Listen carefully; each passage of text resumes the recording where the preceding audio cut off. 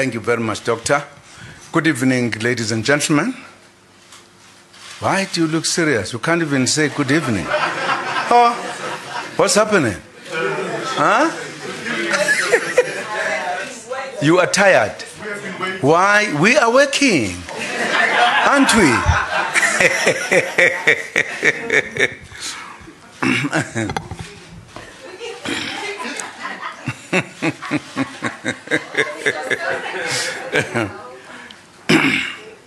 Well, good evening, colleagues, members of the media present here, fellow South Africans. I address you after weeks of speculation about my future as President of the Republic of South Africa. In particular, I make reference to the much publicized and awaited decision of the African National Congress issued on the 13th February 2018. It is now public knowledge that the National Executive Committee of the ANC resolved to recall me as the President of the Republic. I have also learned that before I respond to the initial decision, a new decision has been made by the ANC, whose effect is that I have now been compelled to resign by way of a motion of no confidence set down for tomorrow, 15 February 2018.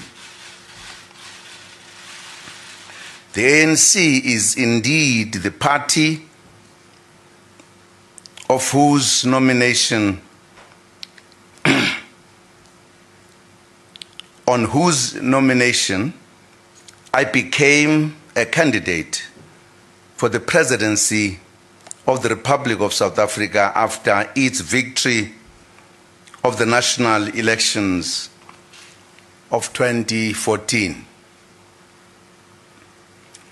It was on the ANC's nomination that I was later elected by the majority in the National Assembly as the President of the Republic. I am forever indebted to the ANC, the liberation movement I've served almost all my life. I respect each member and leader of this glorious movement. I respect its gallant fight against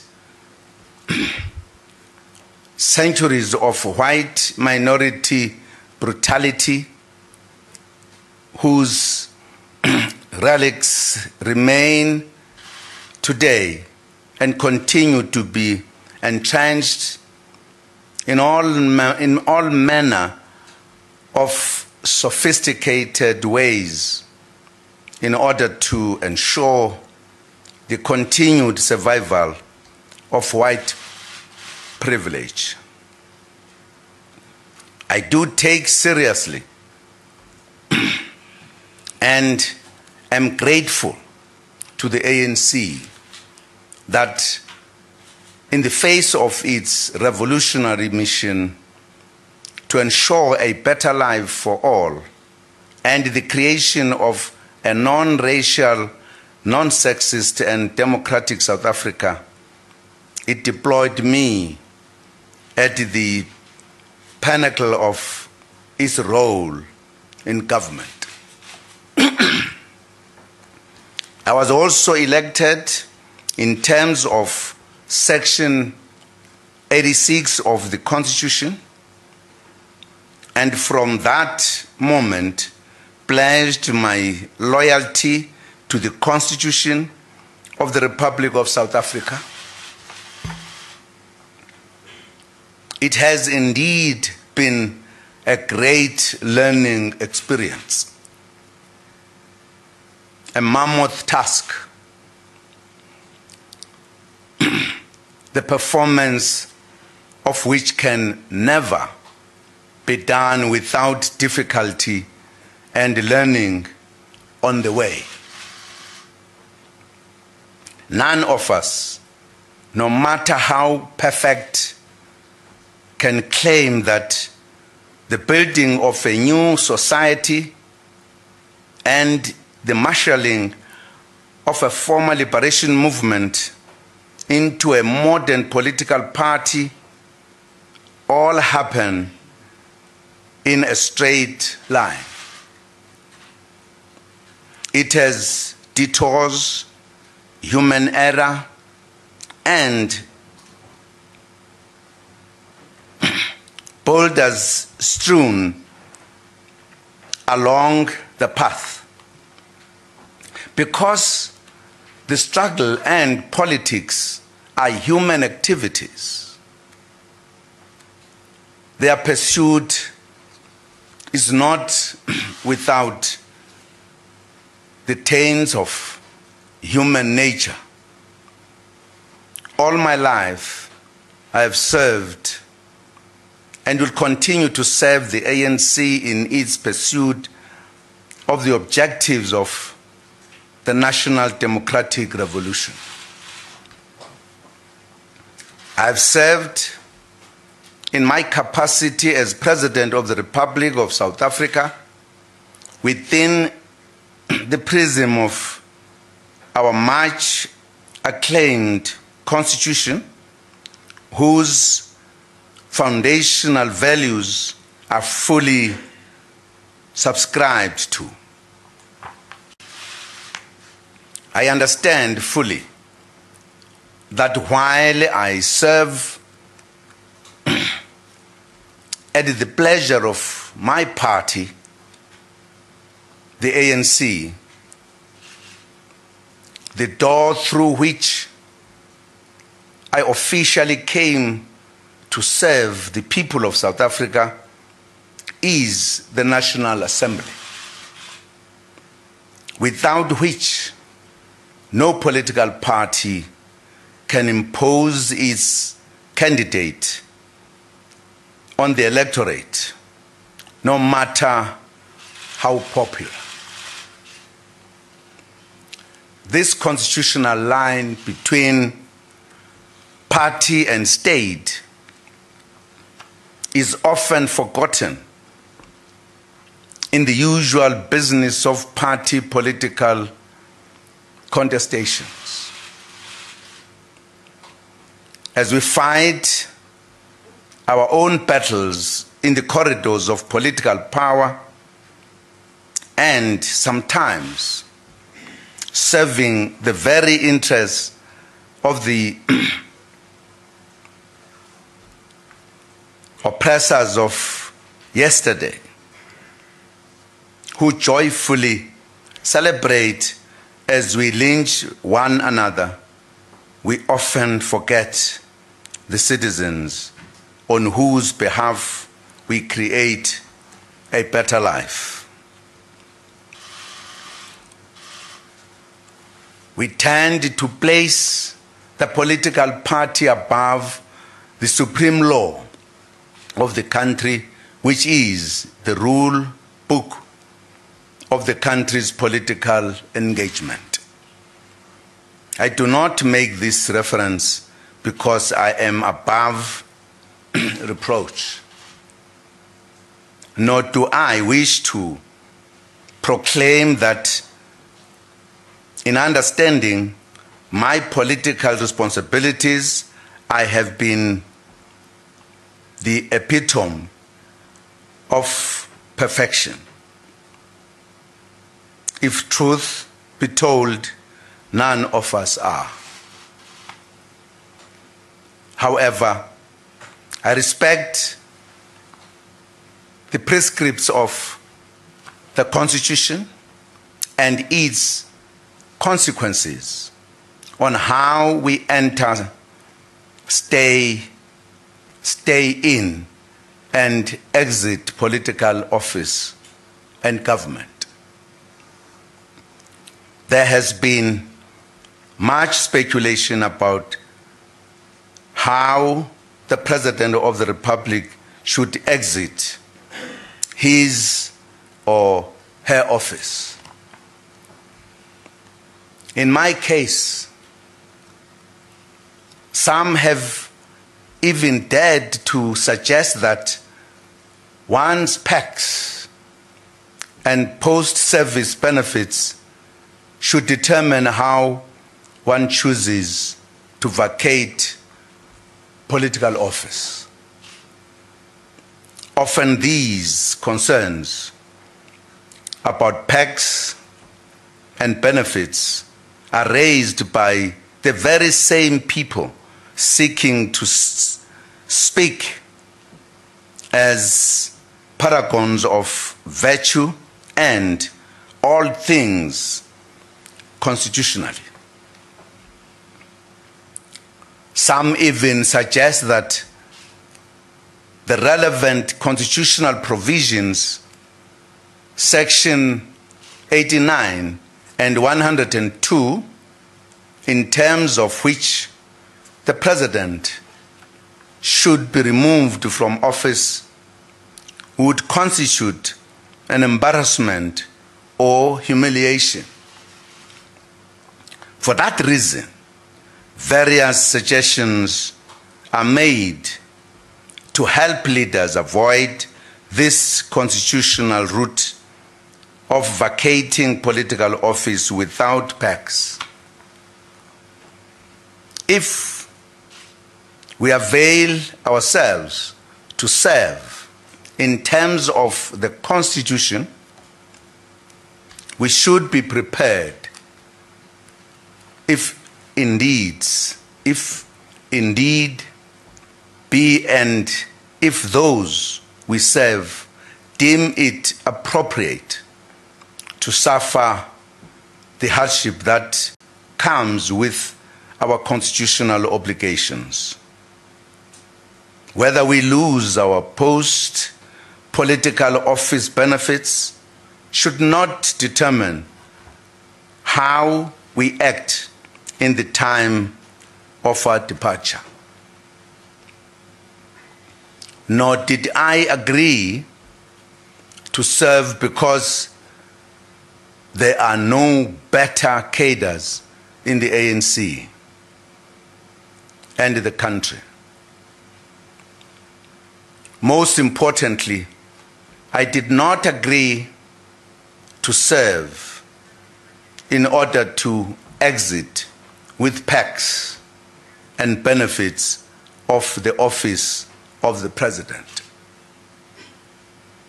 It is my party that placed me before the representatives of the people in the National Assembly to be elected. It is my party that availed me to serve on the basis of the Constitution as the supreme law of the land. Make no mistake, no leader should stay beyond the time determined by the people they serve.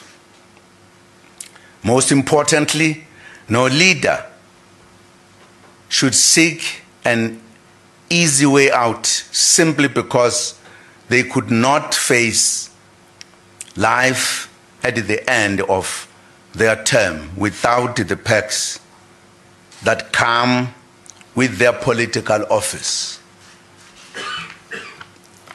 I do not fear exiting political office. However, I have only asked my party to articulate my transgressions, and the reason for its immediate instruction that I vacate office.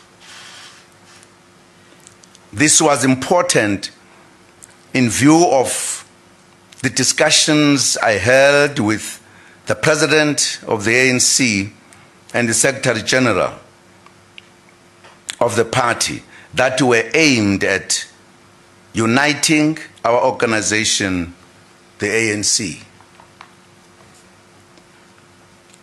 It is indeed true that there was an agreement that even if the need arises that I should vacate the office before the end of term, there is a need to have a period of transition during which I would delegate some of the functions to the Deputy President of the Republic.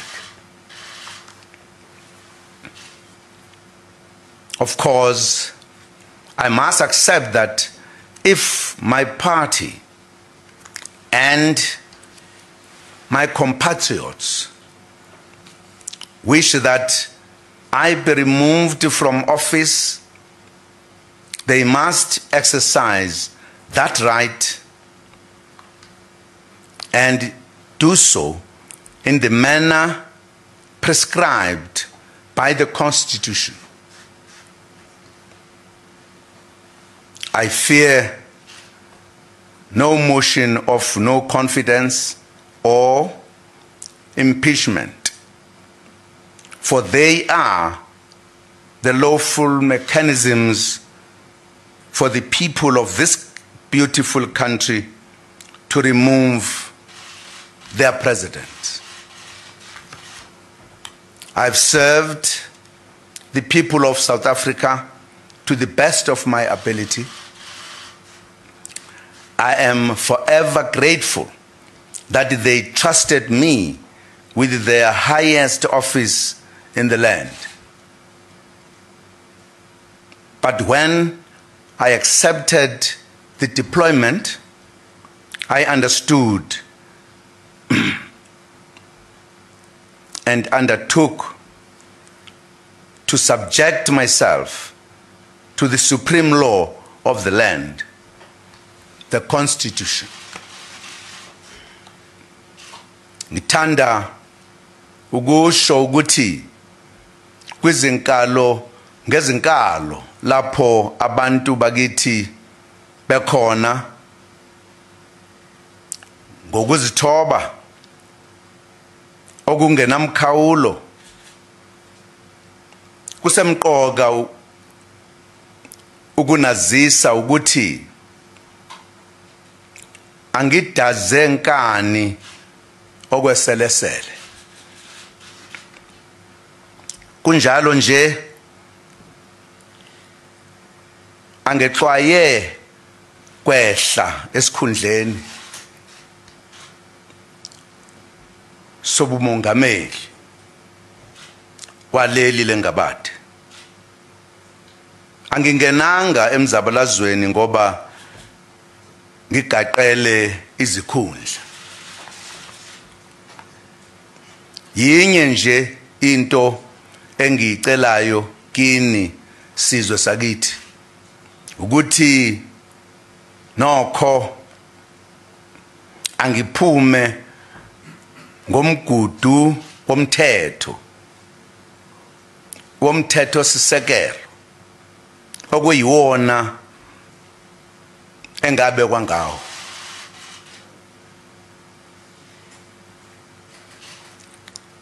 Angikwesabi ukulahlekelwa amalungelo nopoyinandi oza nesikhundla sobumongameli. Angingenelanga lezo zinto kuhulumeni. Kunjalo nje azithi shu lapha kimi. Ngifuna kuphela ubulungiswa nokuhlonishwa komthetho. komthethosisekelo kanye namalungelo ami. Uma kwenzeke njalo ngiyophuma ngokuzithoba nokuhlonipha.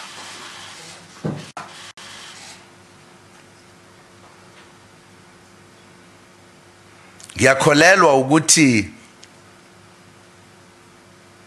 ngiwenzile owami umsebenzi enaningibekele wona. Uma kukhona la ngingenzanga kahle khona, bakwethu akukho soka lingenasici. I also thank the citizens of South Africa for the privilege of serving as the President of the Republic since 2009. It has been an honor that I will cherish as long as I live. I wish to thank members of cabinet, deputy ministers, and the whole of government, national, provincial, and local, for the positive spirit and cooperative manner in which we all worked. I also thank the other arms of state for the work we have accomplished.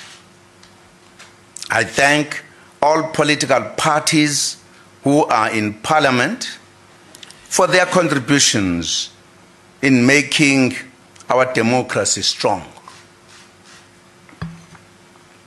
I thank all stakeholders, business, labor, religious leaders, traditional leaders, youth, women's groups, the education sector, and all others we have worked with over the years, united by the goal of moving South Africa forward. I thank the international community for the cooperation in the work we have been doing together. I've also been disturbed by the instances of violence that have occurred because of the different views among members of our organization outside our headquarters, Luthuli House. No life should be lost in my name, and also the ANC should never be divided in my name. I have therefore come to the decision to resign as President of the Republic with immediate effect. Even though I disagree with the decision of the leadership of my organization, I have always been a disciplined member of the ANC. As I live, I will continue to serve the people of South Africa as well as the ANC, the organization I have served all of my life in it. I will dedicate all my energy to work towards the attainment of the policies of our organization. In particular, the radical economic transformation agenda. Countrymen, ladies and gentlemen, I thank you very much for your attention. Ngiyabonga, ngiyalebuga. by a donkey.